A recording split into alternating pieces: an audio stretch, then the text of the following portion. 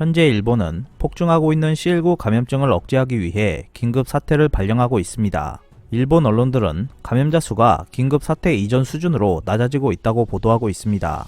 하지만 해외에서 오래 거주하다가 일본에 귀국한 여성은 일본의 대응 방식을 두고 믿을 수 없다는 반응을 보이고 있습니다. 피커TV에서 자세한 내용 전해드리겠습니다. 일본 정부가 수도권에 긴급 사태를 선포한 지 21일째를 맞이하고 있습니다. 행동 제한을 했음에도 불구하고 일본에서는 여전히 감염자 수가 줄어들 기색을 보이지 않고 있습니다. 여기에 추가로 영국에서 발생한 새로운 변이종에 의한 감염자가 시즈오카 현내에서 확인되고 있습니다. 긴급사태 선언 이후 일본에 입국하는 사람들에 대한 검사를 강화하고 있다고 하지만 변이종이 벌써 일본 내 여기저기에 퍼지고 있다고 하는 견해가 계속해서 나오고 있는 상황입니다.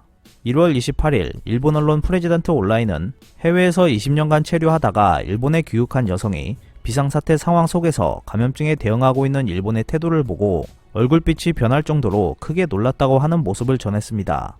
90세가 넘는 부모님을 간호하기 위해 호주에서 일시 귀국한 50대 여성 K씨는 일본 사람들이 많이 거주하고 있는 호주의 동부 해안지역 퀸즐랜드주에 거처를 두고 20년 넘게 살아왔습니다. K씨처럼 강력한 감염 대책을 내놓고 있는 국가에서 귀국한 사람들은 일본인들은 감염증에 대한 예방 의식이 너무나도 낮은 것 같다고 주장하고 있습니다. 앞서 일본은 민도가 높기 때문에 마스크도 전 세계 어느 나라보다 잘 쓰고 있고 위생적인 생활이 몸에 배어 있어서 전 세계가 부러워할 정도로 감염증으로부터 안전한 생활을 하고 있다고 자부했습니다. 하지만 그들의 눈에는 다르게 보였던 모양입니다. K씨는 일본 사람들은 마트 계산대 줄 등 거리를 두라고 표시가 된 곳에서는 잘 지키고 있는 것 같지만 다른 곳에서는 거리 두기를 전혀 신경 쓰지 않는다. 사람과 거리를 두는 것은 다른 사람으로부터의 감염을 막기 위한 것이라는 사회적 거리두기의 뜻을 전혀 모르는 것처럼 보인다고 했습니다. 감염력이 기존보다 1.7배 강하다고 하는 변이종까지 일본에서 확산되고 있는 상황이지만 긴급 사태가 발령된 상태임에도 불구하고 일본인들의 행동은 변함이 없다고 전했습니다. K씨가 사는 호주는 엄격한 규제를 시행하고 있는 덕분에 세계에서도 손꼽히는 감염증 억제국으로 인지되고 있습니다. 최근 미국 존스 홉킨스대 자료에 따르면 호주의 인구 100만 명당 감염자 수는 1000명 후반으로 지금까지 1000만 건 이상의 PCR 검사를 실시한 나라 중에서 호주는 감염자의 비율이 가장 적은 것으로 알려져 있습니다. 반면 일본은 100만 명당 2900명이 넘는 숫자가 나오고 있고 PCR 검사도 호주의 절반 정도인 650만 회에 머물고 있습니다. 현재 일본에 입국한 귀국자들은 PCR 검사를 한 뒤 자가 격리를 요구하고 있습니다. 그러나 일본에서는 격리에 대한 강제력이 없기 때문에 쇼핑을 하거나 음식점으로 밥을 먹으러 가도 처벌을 받지 않습니다. 게다가 일본 시민들은 서로 거리를 두지 않고 감염증 이전처럼 거리를 오가고 있는 상황입니다.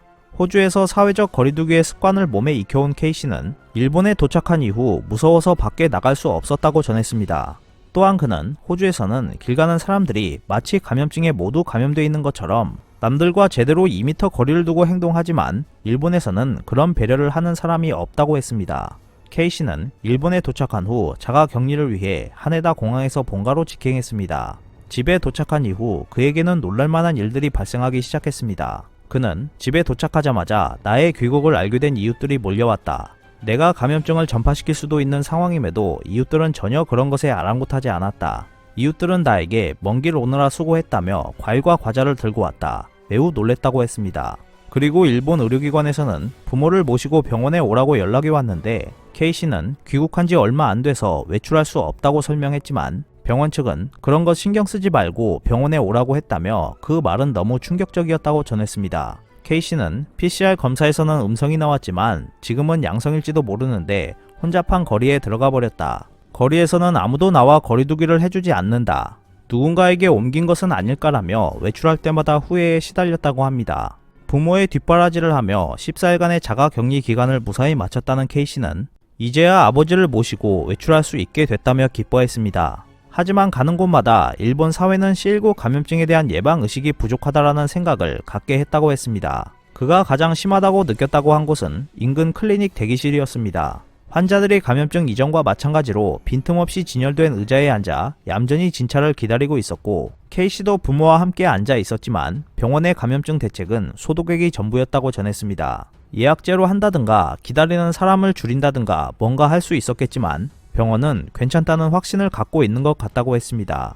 반면 호주는 레스토랑은 몇 평방미터당 고객 몇 명까지 구체적인 수치로 지시하면서 이러한 시책을 거듭하는 것으로 감염 확률을 큰 폭으로 내리고 있습니다. 실제로 K씨가 살고 있는 주에서는 감염 확산이 억제되어 1월 22일 이후 대책이 완화되었다고 합니다. K씨는 일본 정부의 대응 중 한개도 세계연을 대상으로 한 긴급 사태 선언에 대해 매우 놀랐다고 했습니다. 긴급 사태 선언을 하고 나서도 실제로 시행되기까지 며칠이 걸린 데다가 지시 내용도 너무 느슨한 것이 신경 쓰였다고 했습니다. K씨는 브리즈번에서 영국발 변이종 감염자가 1명 발생했을 때 몇 시간 후 퀸즐랜드 주에 긴급 사태가 발령되고 사실상 외출 금지와 함께 3일만 집중적으로 지키자고 호소하는 모습을 보였지만 일본에서는 그러한 긴장감이 국민들 사이에 전혀 전달되지 않고 있는 것 같다며 이상하다고 전했습니다. 일본 정부는 긴급 사태 선포에 따라 일본인과 극히 일부의 외국 국적자를 제외한 외국인의 신규 입국을 일시 정지하고 있습니다. 일본 입국이 인정된 사람에게는 탑승 전 72시간 이내에 발급한 음성 증명서의 지참을 요구하는 것 외에도 감염 방지 대책을 14일간 지키도록 하는 서약서를 제출하도록 하고 있습니다. 그러나 이 서약서에는 꼬리표가 가득합니다. 가토 관방장관은 1월 14일 정례 회견에서 방지책을 위반했을 경우에는 감염 방지 관점에서 이름 등을 공표하는 일이 있을 수 있다고 설명했습니다. 근거가 되는 법률은 없지만 행정상 합리적인 목적이 있다는 이유로 허용된다고 말하고 있습니다. 하지만 이름 등을 공표하는 데까지는 그 기간 동안의 경과를 본 다음 개별적으로 판단한다라고 되어 있어서 기준이 일정하지는 않았습니다. 일본 정부는 이렇게 명확한 규범을 마련하지 않은 채 자율 규제를 은근히 촉구하는 내용만을 강조하고 있습니다. 또한 변이종에 대한 대응도 3일간 격리를 하는 확산 방지책을 시행하고 있지만 3일간 대기하는 것이 강제인지 부탁인지도 애매한 상태입니다. 그동안 일본에서는 격리 조치는 개인의 권리를 제한하는 것이기 때문에 하면 안 된다는 주장이 많았습니다. 하지만 지금은 개인의 권리를 제한하는 격리인 것 같으면서도 대응이라고 하기엔 많이 부족한 조치들을 이어가고 있습니다.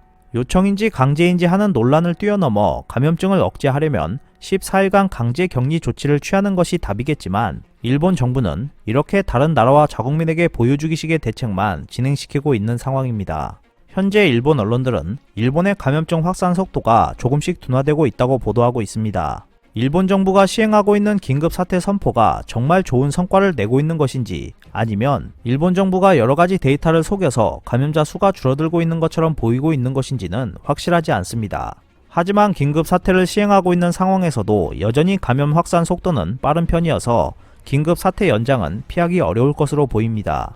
2월 하순부터 일본은 의료 종사자를 대상으로 백신 접종을 시작해 고령자, 기저질환이 있는 사람 순으로 우선 접종을 추진할 방침이라고 밝혔습니다. 하지만 일본은 개인정보를 중시하고 있기 때문에 누가 기저질환 환자인지 구분할 수 없는 상황에 놓여 있어서 작년 급부금 지급 등과 같은 대혼란은 피할 수 없을 것으로 보입니다. 그렇지만 확실한 것은 일본에서 백신 접종을 시작했다는 것 자체만으로도 확진자가 줄어들고 있다는 명분을 충분히 만들 수 있기 때문에 조만간 일본에서 확진자가 급격하게 줄었다라는 이상한 뉴스를 접하게 될 것으로 보입니다. 오늘 준비한 소식은 여기까지입니다. 끝까지 시청해주셔서 감사합니다. 여러분의 좋아요와 구독은 영상 제작에 큰 힘이 됩니다. 앞으로도 피커TV에 많은 관심 부탁드리겠습니다. 오늘도 즐겁고 멋진 하루 보내세요. 다음 영상에서 뵙겠습니다.